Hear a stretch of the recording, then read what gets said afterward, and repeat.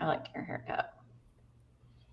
All right. It looks like we are live. All right. Streaming to Facebook, LinkedIn, and YouTube. So, welcome everyone. And well, the weather has been really funky this week. I'm sure for many of you, this kind of cold, hot, fog, sun, whatever. So, either way, we hope that you're happy Friday. And this is Authentic Leadership Live.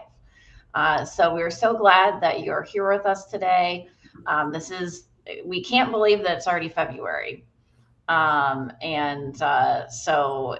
hopefully that means warmer temperatures and everything else. And, I have to say, like today's topic, Sarah, as I was thinking about it, like I started thinking about the Olympics.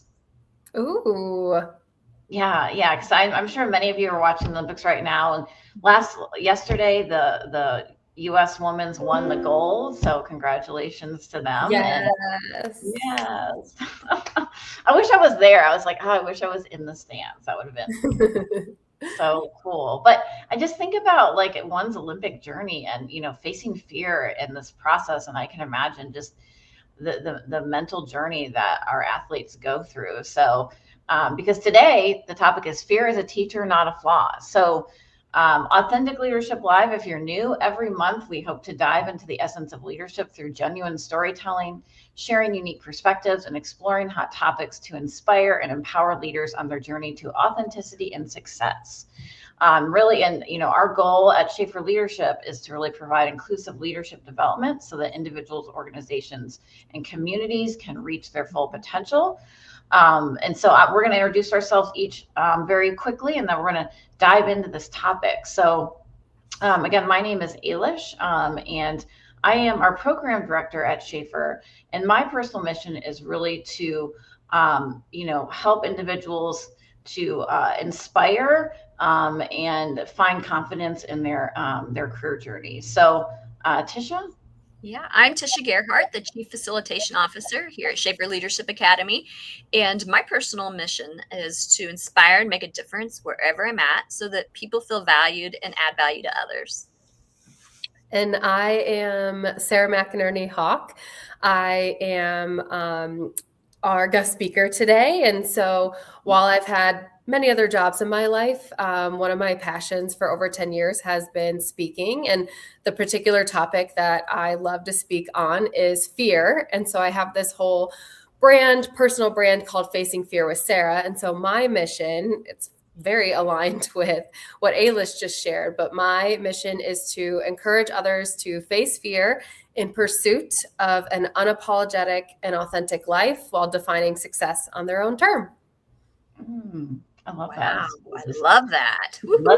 Let that sit in. And we have people commenting already on LinkedIn. So good morning, James, Nicole. Like if you're watching on LinkedIn, if you want to contribute to the chat, ask a question, share a comment, because we all have experience, Sarah, with this topic. And so, so speaking of your mission, your topic, let's talk about facing fear. Like, where do we even start there, Sarah?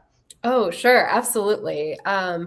Because it's a topic that's not exactly everyone's favorite word, everyone's favorite thing to admit or talk about. And I started with this when I graduated from college. So right after I graduated from Ball State University, I started a blog, and it was called Passion Profiles. And I wrote about others who were chasing their passion over a paycheck. And so all different industries, careers, jobs, etc., art, whatever it may be. And I really enjoyed doing that. I then decided to morph it into a podcast because I wanted to give the audience and my readers the true, authentic interview. Because when I started the blog, I would interview these people over Skype, and then you would read the blog as an audience member in black and white, and you would miss the highs and the lows in their voice and their tone and the off-topic conversations we would get into. But when I morphed it into a podcast, I also started to realize I want to serve my audience the best I can. And, as you grow up and get a little bit older, you start to realize and become aware of others' challenges and what they're overcoming and where they came from. And I started to realize that not everyone can always chase their passion over a paycheck. But when I looked back at my interviews, I realized that all my guests had one thing in common in their journey, no matter their age, industry, whatever it may be. And that was they had to face some kind of fear to get to where they wanted to be. So I decided to go with facing fear. And then I added the with Sara, because this is not a singular lonely journey. You always have me, as your support. And then I called it facing fear because I didn't want to call it overcoming fear or dominating fear or crushing fear. I'm just asking you to just like stand up and look it in the face. And then we'll take it from there with some of these tips and experiences that I've had to help people. Yeah. Yeah. Wow. What a story, Tisha. I would, and I appreciate that. Like, somebody in the chat box said, thank you for sharing our missions. And we all have a story. We all have a mission. And those individuals that you were talking with, they all have their own story. And today we're going to talk about some tips in facing fear. But, one of the last things you just said, Sara, was like just standing up in the face of fear. How do you even like get the footing, Sara, to like stand up? Is kind of where my mind is going. Absolutely. So in my website and my branding, my logo has a lightning bolt within it. And the woman who designed it for me did such a great job. Love her so much. Her name is Mariah Craft. And together, as she and I were revamping my brand and deciding, what colors and all of this, we were super intentional about it. And so I had shared, a whole bunch about the brand with her. And so the first step is to just feel it, right? So for me, with the lightning bolt is so significant because I think fear can be like lightning. At first, it may be heat lightning, where you see it in the distance out of the peripherals and you're like, oh, whoa, there was lightning. But there was no sound and it went away and you continued with your day. But you definitely saw something. And then I think the next level is the storm gets a little bit closer. And now you've heard the crack of lightning and you're like, well, I can keep going. I can ignore this storm. It's fine. But your gut is talking to you. And then before you know it, that fear will bubble up in some way because it's either something you're supposed to go attack or look into or maybe change about your life, which is all really scary stuff. Like our brains are meant to keep us comfortable and safe. And I'm asking you to face that fear, but you feel it in your gut. It's something you need to explore. And before you know it, that fear is right in front of you, lightning bolt crack, it's lit up and it's time to address it. Oh, Sara, that's fabulous. I'm sitting here thinking about some of the fears I have in my own life. And you're right. It is like a lightning bolt and it's right there. And also what stuck with me is early on, you said, with part of your tagline is with Sara, you're not alone, right? Yes. Explore it with me. And so how do you get people to actually state what it is? Because I can feel it, but I might not be comfortable with sharing it. Yes, such a good point. So throughout my speaking career, I've done all sorts of different engagements. I've done workshops where it's a little bit more back and forth. I've done speeches where I'm just up there speaking to the audience. Personally, my favorite style is that engaging workshop because the challenging thing about this word and about this thing that I'm asking you to do is it's pretty vulnerable because first of all, you have to admit to yourself that you have some type of fear. We all do because we are humans. Now, we're fortunate that we don't have the fear that humans had when we were first on this planet of running from mountain lions and finding the next food. So the fear that I'm talking about and that I speak with my audience about is those internal thoughts or ideas or feelings that we have. And so I first try to level set that this is actually not as scary as you think. And I like to be vulnerable first, because if I'm going to ask you to do something or share something, you should set the tone as the leader and the speaker. So I have many stories throughout my life of facing fear. And so I like to share, one or two based on the audience and the situation. So that's first, is being vulnerable myself and sharing, hey, I've been where you are. And then I have some prompts throughout. And so, I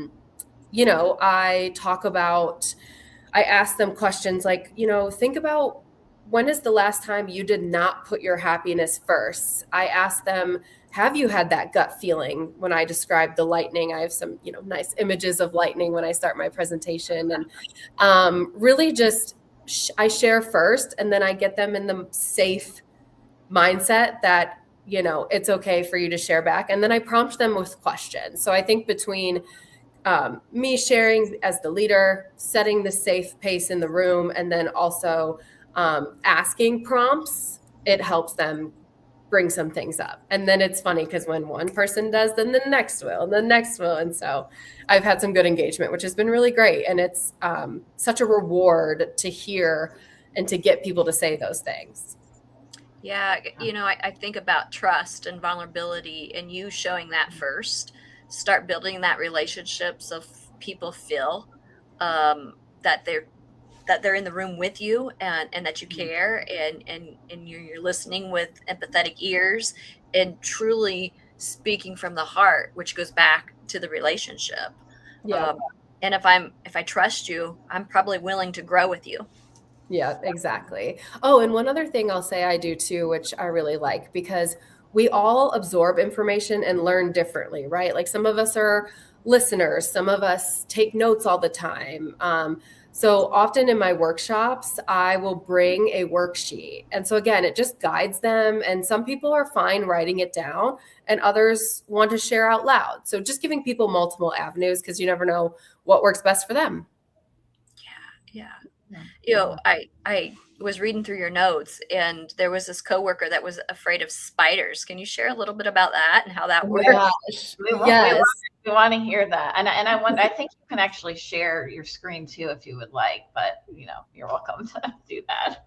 So over the years, I've heard so many different stories of fear. And like I said, most of the time I'm trying to get people to come up with the fear that is psychological, emotional, career-based, life-based. I'm not coming at like your fear of, I don't know, like something really scary happening in your life, whether it's like an animal attack or whatever it may be. But at the place I work right now, we have an employee portal, and you can, like post on there, share stories, and there's different communities like plants and pets, crafters, like stuff like that. So in all my 10 years of doing this, this woman posts, and the company I work at, we work all over the country. So I actually have not met her in person yet. I hope to one day, but her name is Ray, and her story, I'm going to read a little bit of it here because I want to be accurate. But she shared that after nearly 50 years of having arachnophobia, she decided to face her fear instead of avoiding it. So she started by relocating spiders in her house instead of killing them, because I'm sure we've all done both in our life before. And so she decided, okay, let me start with that, just placing them back outside. Then she became more curious about it. So she started watching YouTube about spiders and learning about the different species and where they are in the world. And so over time, her fear actually morphed into curiosity, and she would look forward to the next video and the next video. And so she found a niche of spiders that she really liked, and they're called jumping spiders. And she learned that they are really intelligent and even social. And so today she, and in this post, I actually don't have the photo of it, unfortunately, but today she has not only overcome her fear, but she is a proud owner of being a jumping spider pet owner. And one of her spiders' names is Bridget. And she has, the whole shabam, because when you get a pet, it's not just welcoming in, it's making sure they have a home and the food and whatever it may be. But now she has welcoming spiders into her life. And so I just thought her story, I had to share it because it's so unique, but it's a literal example of facing fear, but also a beautiful example of what I'm trying to convey, which is that when you stand up and look fear in the face, it's usually not as bad as you think. There are ways to overcome it that don't require you to crush it or dominate it. Like, just face it. And that fear can actually turn into something incredible or curious or a whole new part of your life. So I just had that share that story, and shout out to Ray for posting that and just absolutely making my day. I was like blown out of my chair. That's what it made me think of. I'm like, here, this story is, we can all relate to however you feel about spiders. But then when you start to think about your own fears, and when we be more curious to understand and to learn more and to come out of it, that's a part of the process. And she worked through that process. And so many times, if we're willing to work through it, wow, on the other side, what did we learn? And to become an overcomer, you got to overcome. Yep, exactly. And the other part that makes me so excited about her story is she shared that she had this fear for over 50 years. So Ray must be, 50 years or older. And a lot of the times we think that we're too old to change, or, well, I've always not, liked spinach. Why would I ever try it now? And just there is no age limit on facing fear. There's really, really not. Yeah. I mean, I wonder, we've got a good number of folks joining us right now and commenting in the chat box. Like, I wonder, like, what's the spider in your life? Kind of metaphorically, like what's the spider in your life, or what's something that, has maybe been holding you back from, taking the next step. So we welcome any thoughts. You have some good discussion. I think James said that, mentioned a book called Unapologetically You. Really good, is a good read. I haven't read that, but again, relating back to that personal vulnerability, which is something that Tish and I talk about so much when it comes to authenticity, because the name of this series is authentic leadership. And so being authentic to yourself, I think, really relates, Sarah, to really the topic we're talking about of fear today. Absolutely. And that's why being unapologetic and authentic is a part of my mission. Because usually some of these fears we push down. Like, that's what we usually do with them. Because again, as I mentioned earlier, our brain's job is to keep us safe.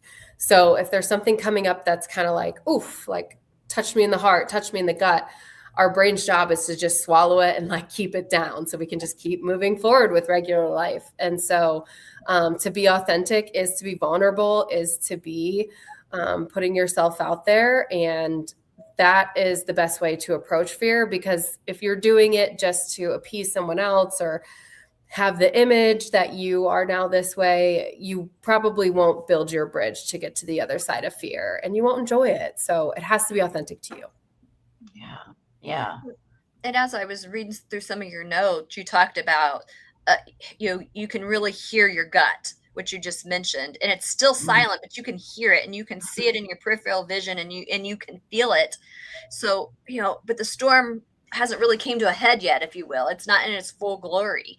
So when you think about hitting it head on, what are some tips that you might tell somebody? Yeah. So some tips I would think about is, again, because fear, it's not a negative word, or it doesn't have a negative connotation, but it's not the brightest, happiest word you've heard all day.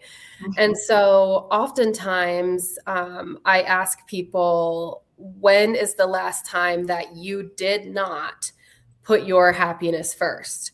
And think about what that would be like if you did put your happiness first, whether that's leaving the job, or, putting in a formal report about a manager that's not working or supporting you, or, calling that relative and setting that boundary. So I think when I think about fear, I'm not asking people to think about the last time they were scared, but I try to pull it a little bit lighter and ask, when's the last time you were unhappy with something, and how can we change that? And then I really do think fear is this gut feeling, like, like at the end of the day, you know, if you need to leave that job, you would be happier. So it is there. So the next step is to feel the fear and do it anyway. Feel the fear and do it anyway. And that takes a little bit of like a power step to get to that next level. Even if you don't believe that stair step is there, you just kind of have to push through. So that's how I start to lead people towards facing it. Yeah, I love that, because it is a process. One of the folks in the chat had asked what steps could be taken to identify its underlying causes to address it. What are your thoughts on that? Yeah, to address it. So the first part is just thinking about it, being vulnerable enough to share it with either yourself or in a workshop setting with me or with someone who really supports you. And then to recognize it is kind of scary. And so I often think of like two sides of a river and a bridge.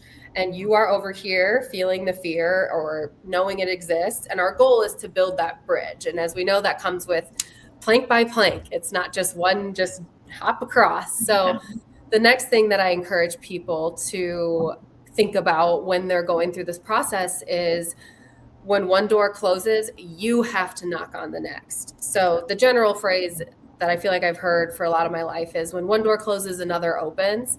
I've been through enough adversity and bad luck or whatever you want to call it, or it's just getting older to know that doors do not just open because something bad happened to you or someone feels sorry for you. Like we have to take that responsibility for knocking at those doors, and that takes some bravery. And that is what facing fear is, because there will be times where you think, okay, well, I'm going to make this change in my life and I'm going to go apply for this job I'm super qualified for. I've had all the interviews, I've had all these recommendations, and then you still don't get it. What I don't want is for you to turn around on that bridge and go back to the fear side of the river. I want you to remember that you can still stand on that plank, even though you don't have the next four in front of you. You're going to have to find it. It's not just going to come to you. So that's one of that's like my action item for people to remember. And then I would think about too, because this is a scarier, more vulnerable feeling, I encourage people to do more of what makes them awesome, We spend so much of our lives, whether it's brought on by ourselves, school, teachers, bosses, report cards, talking about how we could be better. What is the self-improvement book you haven't read yet? And why haven't you read it? But we don't focus as much on what am I so good at? What is going to just elevate me faster? If I had this tool and I really honed in on it and just leaned into it because it's my natural ability and I love it or I'm really good at it, like I could probably get up the mountain faster than by stuffing all these self-help books in my backpack and hoping I get there step over step. So yeah, those are two of the steps and action items that I encourage people to remember and act on is when one door closes, you have to go knock at the next, and to remember to lean into and do more of what makes you awesome, successful, happy. Like you could replace awesome with anything, but I use the word awesome. Oh, that's good, Sarah. Yeah. I don't know about Ailish, but I wonder, Ailish, are you thinking strengths? That's what I'm thinking, strengths. I mean, you just spoke to me, like strengths, like know your strengths. We in particular, I have my Gallup strengths right here. There we go. So if you're interested in, learning more about strengths, Gallup, et cetera, reach out to us. But, whether it's Gallup or something else, it's really shows that like a lot of folks in the workplace, managers, even leaders, they focus on what can my people do to improve on this and that. But when we think about actually someone like being fully engaged and coming alive, that's when you really think about, okay, elevating one's strengths and how can those strengths connect back to the team. And so that's basically what you're saying is, do what makes you awesome. And sometimes folks might not fully realize what makes them awesome. Maybe you need to have a conversation with somebody, ask individuals, think about your stories. So, feel free to, put in the chat box too, like what makes you awesome. We have some great, thoughts in here already. Thank you so much for sharing. That's folks sharing about, procrastination and, public speaking and the fear of failure. So we just appreciate you, being a part of this discussion. Yeah, I was, one of the folks in here talked about procrastination and the fear of it not working out. And so we put it aside because of fear that it won't work out. What are your thoughts on that, Sarah?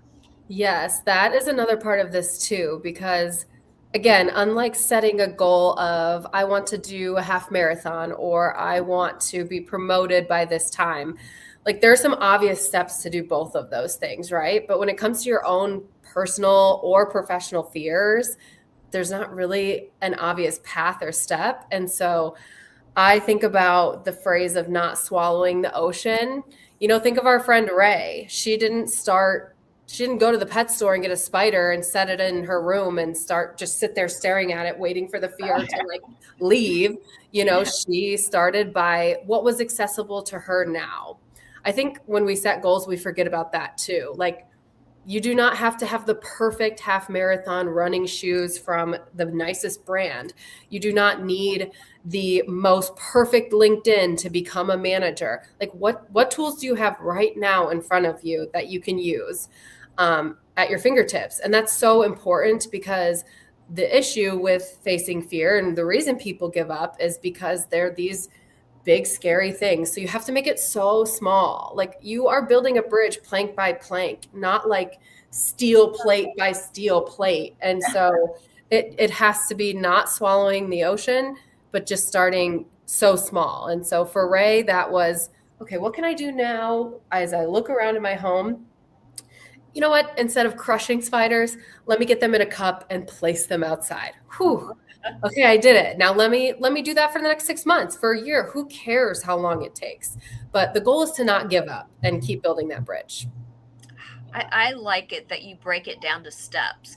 I don't take on the great big thing that seems impossible. Yes. Break it down to the achievable things, and then you grow outside that to get over the bridge, so to speak, to the other side. Yeah.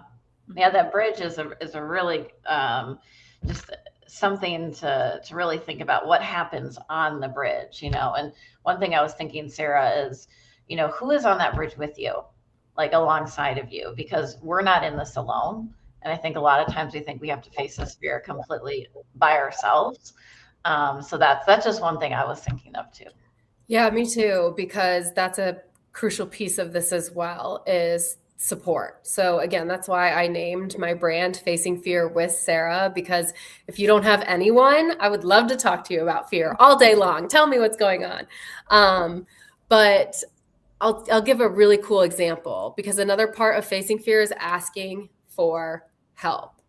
In Ray's story with having a pet spider, I'm sure she went to the pet store and talked to somebody and asked them for their help and opinion. She didn't just walk in and pick. But a part of it is asking for help, because you are going to get to these planks and you're not going to be an expert on every step. So you've got to ask for help. So I'll give a really cool story, one of the most magical things that probably ever happened to me in life. But back when I was hosting my Facing Fear with Sara podcast, I really wanted to go to this conference in Orlando. And the host site that I used, they did like a huge raffle and gave away a bunch of tickets to this conference. So I was like, oh my gosh, I won one of those tickets. Like, I have to go.